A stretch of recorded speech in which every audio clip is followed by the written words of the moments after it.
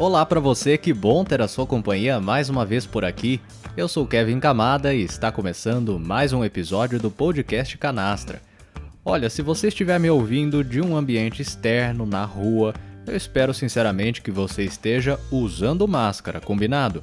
E sabe por que eu tô falando isso? Porque hoje a gente vai falar sobre os 275 dias de um dos fatos mais graves já enfrentados pela humanidade. A pandemia do novo coronavírus está em debate no programa de hoje, uma sugestão enviada por você, um dos nossos ouvintes. Então se liga, porque a canastra já está aberta.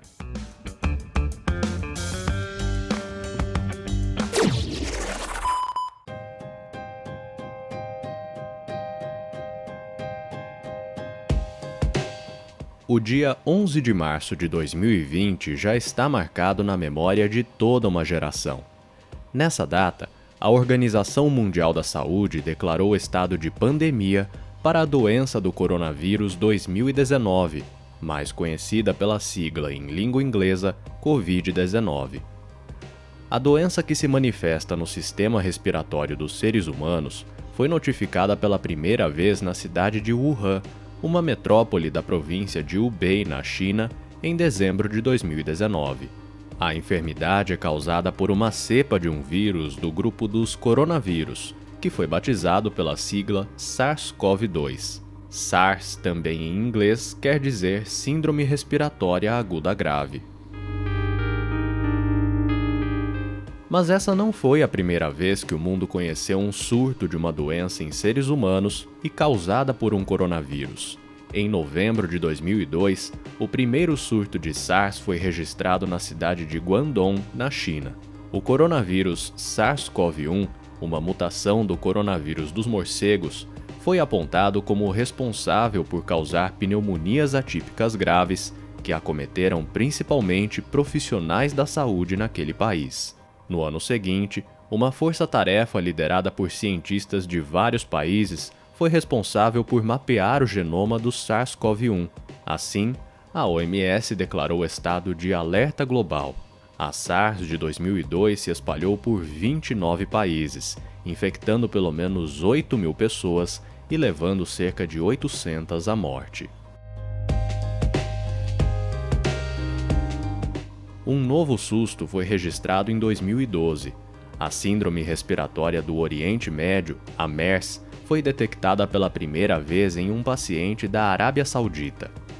O responsável pela doença foi uma variante do coronavírus, o MERS-CoV, que dessa vez se manifestava na forma de pneumonias e de outras complicações renais. Europa, África e América do Norte logo registraram casos da doença. Em todos eles, comprovou-se que os pacientes haviam estado recentemente em países do Oriente Médio ou tido contato próximo com pessoas que chegaram doentes vindas daquela região. Os dados disponibilizados por estudos científicos e referendados por autoridades sanitárias de vários países do mundo até o fechamento deste programa dão conta de que o coronavírus SARS-CoV-2, o causador da Covid-19, teria migrado de animais silvestres para os seres humanos. Um artigo publicado na revista científica The Lancet em 22 de fevereiro de 2020 trouxe detalhes de um estudo que apontou os morcegos como hospedeiros do material genético do SARS-CoV-2. Outras pesquisas também estão sendo realizadas com o objetivo de mapear com mais precisão as origens do novo coronavírus e, principalmente, como ele passou a se replicar para a espécie humana. Atualmente, a principal suspeita é de que a contaminação tenha iniciado em um mercado de animais vivos na cidade chinesa de Wuhan. O estabelecimento, que era conhecido pela grande circulação de pessoas no dia a dia, mas com condições sanitárias bastante precárias, é tido como o provável epicentro da pandemia. Em outubro de 2020, outro estudo publicado por cientistas chineses buscou descartar o local como o ponto inicial da crise sanitária. Com 93 amostras coletadas em 12 países, pesquisadores do Laboratório Nacional de Biossegurança de Wuhan afirmaram que a disseminação começou a partir de um outro local. Essa pesquisa defende que o mercado aberto teria sido apenas o ponto inicial de detecção das pessoas que tinham os sintomas da doença respiratória. De uma forma geral, ainda não há consenso entre os cientistas para cravar um local exato nem as condições específicas que levaram ao início da contaminação. Biólogos explicam que, embora tenham ganhado o título de vilões da pandemia, os morcegos não devem ser alvos de ataques para afastá-los ou até mesmo matá-los. Esses animais cumprem um papel essencial na polinização de plantas que dão origem a novas florestas, além de serem controladores de pragas rurais por se alimentarem de insetos que costumam voar próximos às fazendas de plantio.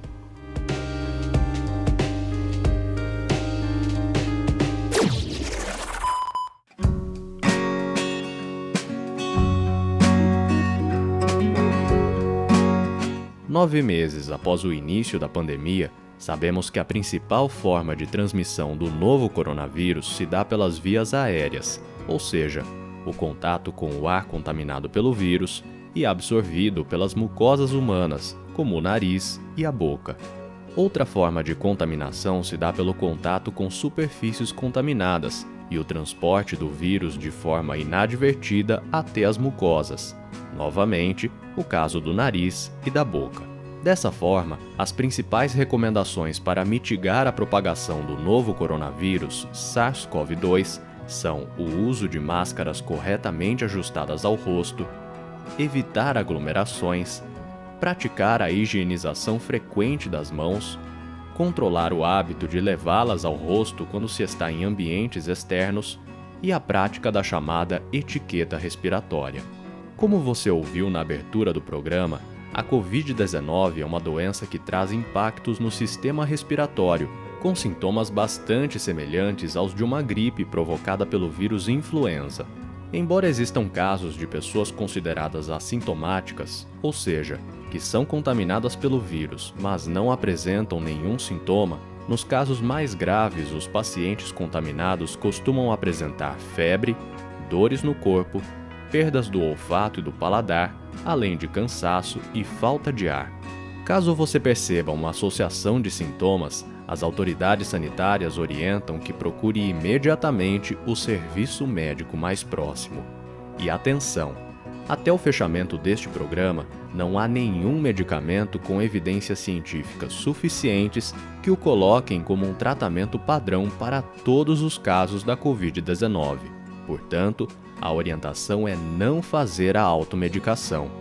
O quadro clínico deve ser avaliado por um médico que individualmente indicará o melhor tratamento. Cada caso é um caso, nunca se automedique. Um gesto de respeito e que tem importância fundamental no controle da propagação do vírus é que, se possível, todos permaneçam em casa. Além de contribuir com a diminuição da propagação do vírus para outras pessoas, diminui-se também a possibilidade de levar o coronavírus aos familiares e outras pessoas que trabalham ou moram no mesmo ambiente que você. Não se esqueça do mantra, hein? Use máscara, evite as aglomerações, lave as mãos e, se possível, fique em casa.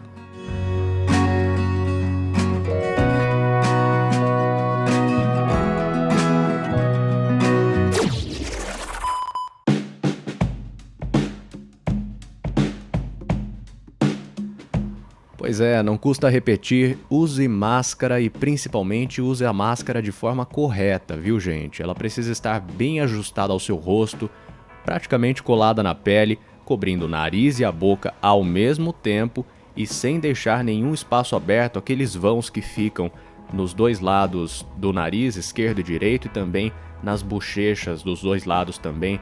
A máscara deve realmente estar bem ajustada ao formato do seu rosto.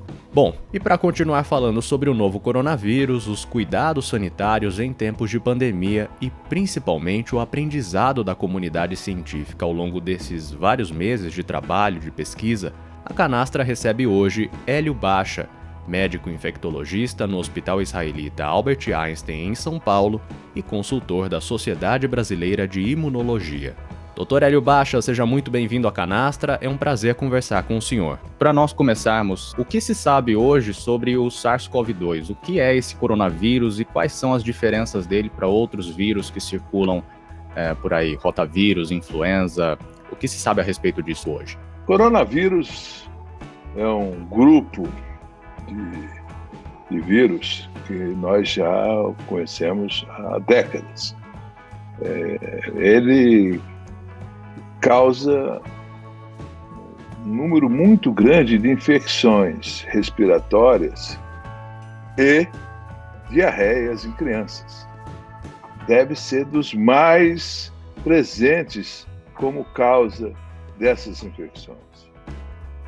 A diferença é que no início do ano 2002, houve uma mutação coronavírus na China e que provocou uma pneumonia importante que se chamou SARS.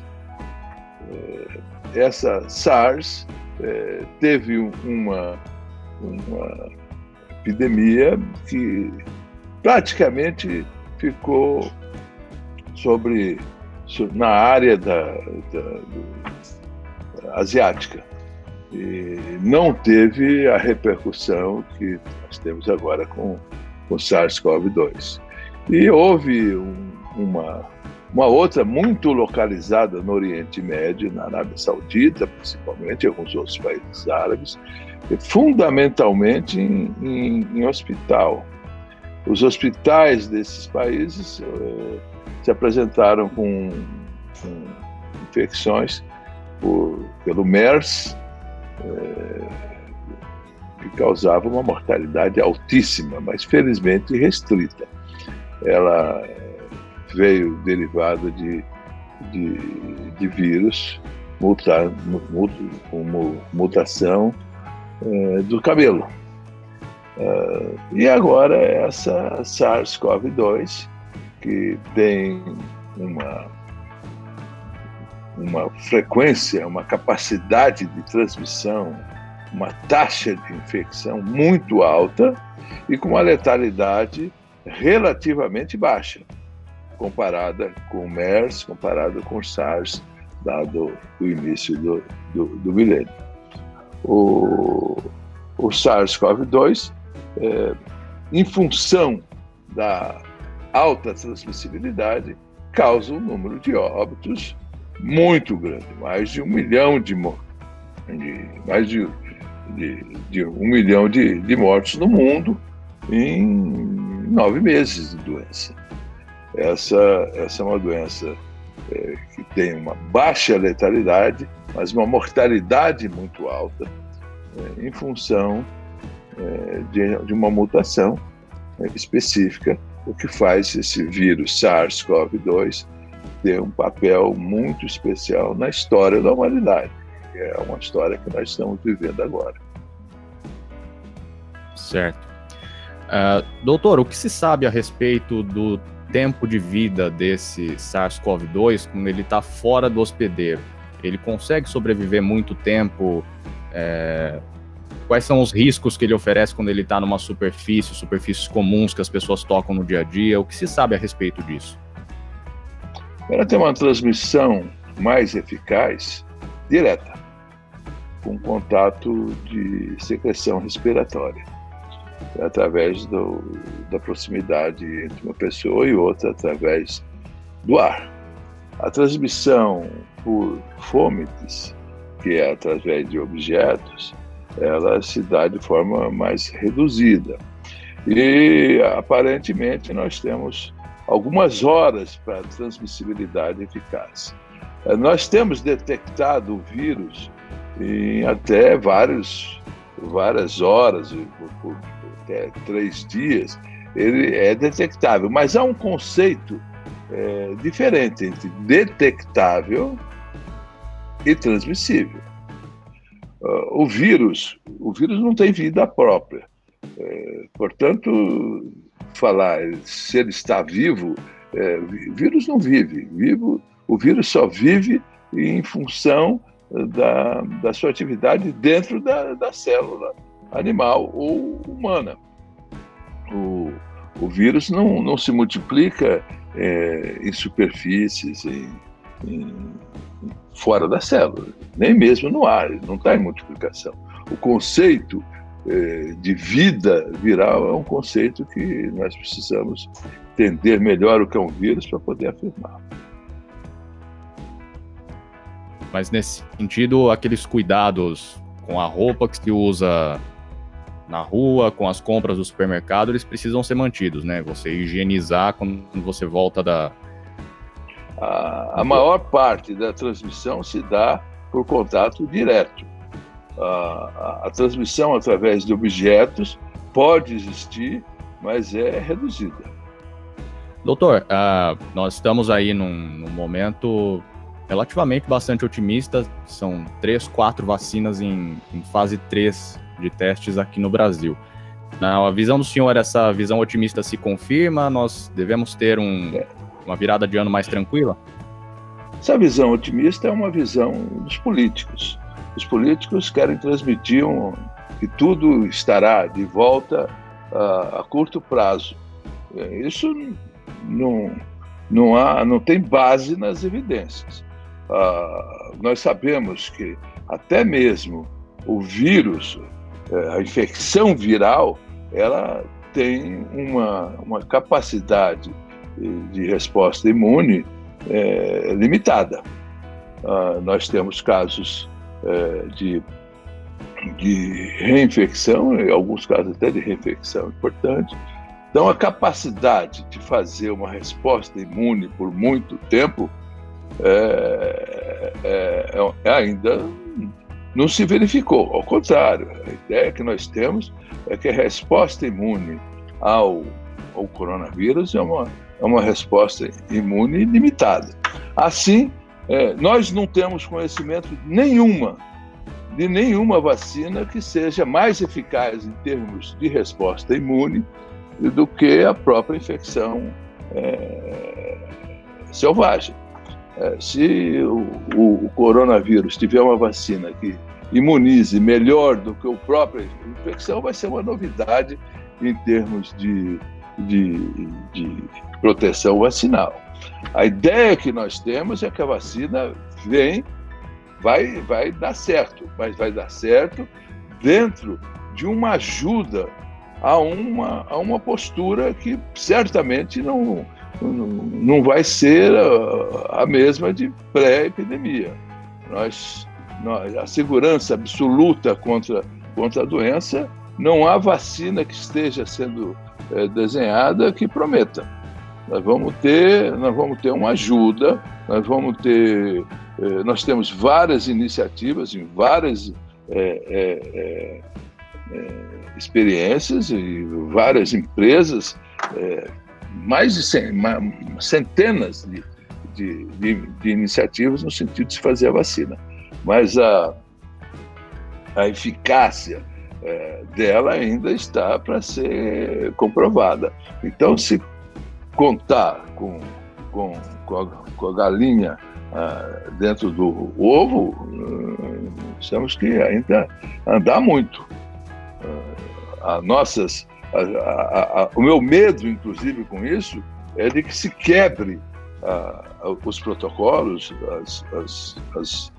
as condutas corretas antes da hora, e que é o que nós vemos acontecendo. Nós tivemos uma queda significativa no conjunto do país, em termos de números, mas nós ainda temos uma atividade da doença. As pessoas estão sendo vítimas dessa condição. A experiência, nós temos que aprender com os outros. A Espanha, onde voltou quase à atividade normal, nós tivemos uma volta significativa dos danos causados pelo vírus. E nós tivemos uma regressão em termos de postura. Então, essas mensagens precisam ser colocadas de forma que a população entenda que os recursos que nós temos para evitar a epidemia, para evitar o avanço da epidemia, continuam sendo os mesmos. Isolamento social, lavar as mãos. E nós temos ainda uma missão ainda maior, que é entender o que está acontecendo com a epidemia numa mesma cidade. Hoje nós temos um anúncio de quão desigual é em São Paulo a condição de epidêmica. Nós temos uma condição em Perdizes, outra condição na Moca. Então, essa condição tem que ser estudada. Nós não podemos abandonar as pessoas a uma epidemia que nós não acompanhamos. O acompanhamento da epidemia, nesse momento, ainda é mais importante, mais fundamental, mais necessário. Doutor, em relação a essa necessidade de conscientização, nós temos visto, infelizmente, a pandemia não acabou de jeito nenhum, ainda está longe disso. Mas nós temos visto uma onda de calor e o pessoal descendo para a praia, parece que ignorando totalmente.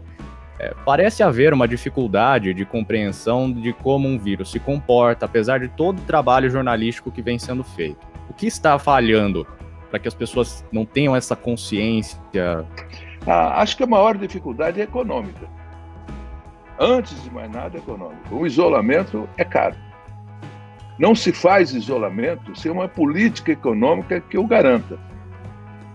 Pedir à população se isole sem dar as condições para que isso seja feito é um pedido infrutífero. E isso pode surtir efeito durante uma, 2, 3 semanas. Mas um isolamento mais prolongado é um isolamento que tem um custo econômico muito grande. Se não houver uma política econômica que dê conta dessa epidemia, esse isolamento não vai se dar.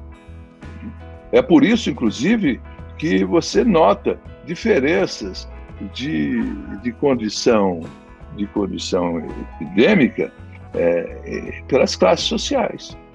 Quanto mais nível socioeconômico for maior, você tem mais condições de controle desse isolamento, mais condições de evitar a doença. Quanto mais nível socioeconômico mais precário, nós temos uma dificuldade enorme, né? Na condição de moradia, na condição de necessidade de trabalho. Às vezes, as pessoas não têm proporção dos riscos. As pessoas, às vezes, ficam preocupadas com viagem de avião e não estão preocupadas com viagem de ônibus, com viagem de metrô, que é um contato que se dá onde não se respeita a postura de distanciamento de 1,5 metro, os ônibus superlotados. Então, as pessoas que têm necessidade de comparecer ao trabalho, que não possuem um transporte privado, tem uma dificuldade muito grande. Então, sem política econômica, sem detalhamento, sem uma vontade de se fazer um controle epidêmico de forma que morra menos gente, sem um compromisso do conjunto da sociedade com cada um das pessoas, especialmente com as pessoas mais frágeis, e isso se dá claramente nas doenças mais vulneráveis. A tuberculose tem um crescimento pelo abandono de tratamento, pela dificuldade que as pessoas têm de comparecer à unidade sanitária. Essas pessoas com doenças raras, onde as medicações precisam de medicação de alto custo, elas se ressentem. Então, é um conjunto de danos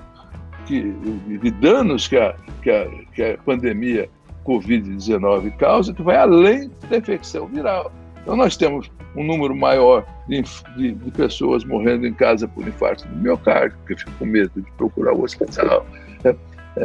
Tenho a impressão que a gente melhorou um pouco nisso, Mas isso as autoridades têm que se esforçar no sentido de se dar condições para que isso seja uma realidade. Esperar que uma pessoa vá deixar de ir ao trabalho, que vá ficar em casa sem uma consciência dos nossos governantes, não vai acontecer.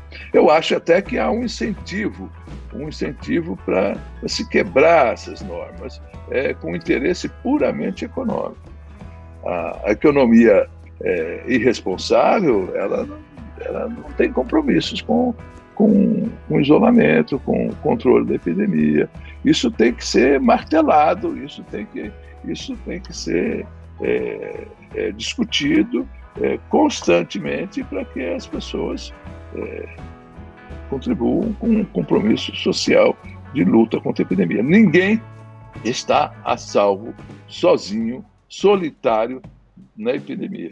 Esse é um esforço conjunto da sociedade civil, dos políticos, da política de Estado, dos empresários. Se não houver entendimento disso, a epidemia vai causar o que vem causando no país, um número de óbitos grandes. Doutor, agora uma última pergunta. Dá para falar em imunidade coletiva com base na sua percepção dos números aqui no Brasil? Dá para falar. A ideia é que a imunidade coletiva ela ajuda importantemente o declínio da epidemia. Isso hoje se dá por uma imunidade talvez natural, que a gente não conhece ainda. Uma parcela da população pode estar imune em decorrência de outras infecções por coronavírus que não o Covid-19, mas isso é desigual. É desigual dentro de uma área metropolitana como São Paulo. Nós vamos ter condições diversas e nós temos que fazer esse diagnóstico: qual é a condição daquele local de trabalho, daquele bairro de moradia, diferenciando as políticas entre Perdizes, Pinheiros, Vila Madalena, Moca, Itaim Paulista. Cada região dessa é muito diferente em termos de imunidade de rebanho. E a ideia da vacina é que ela venha ajudar nisso. Doutor Hélio, muito obrigado pela sua participação. Espero conversar mais vezes e com notícias melhores do que as desta pandemia. Muito bem, hoje na Canastra você ouviu esse bate-papo com Hélio Bacha, médico infectologista no Hospital Israelita Albert Einstein, em São Paulo, e consultor da Sociedade Brasileira de Imunologia. Mas não saia daí não, porque a Canastra continua aberta.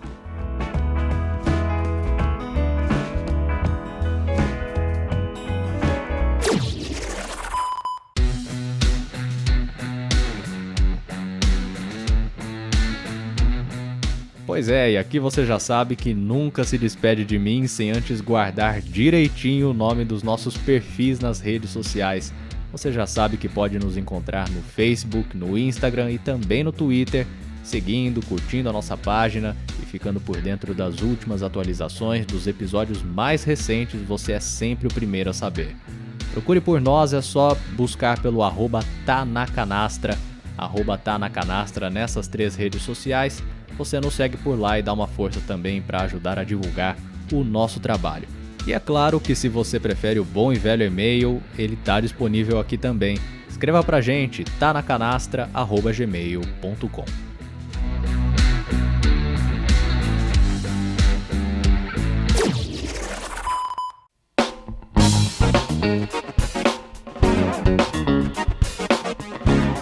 Termina aqui mais um episódio do podcast Canastra. O roteiro, a produção, a locução e os trabalhos técnicos foram feitos por mim, Kevin Camada.